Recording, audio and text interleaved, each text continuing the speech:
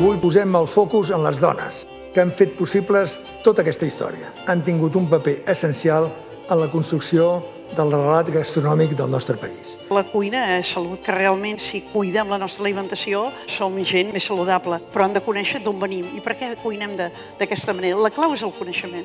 Llavors vaig començar a cuinar el que havia après a casa meva, perquè jo crec que la cuina també és molt les olors que tens. Més que el gust, a vegades és l'olor d'aquell plat. Hi ha una part de la població que crec que sí que és conscient i que els pares els han transmès la importància d'anar al mercat i posar molt en valor de cuinar el producte de temporada, el que t'ofereix en aquell moment, comprar aquest producte fresc, cuidar els productors. Si apostem pels nostres pagesos, si apostem pels nostres productes de la nostra ramaderia, podem fer tota la carta de la gran gastronomia catalana sense cap mancança.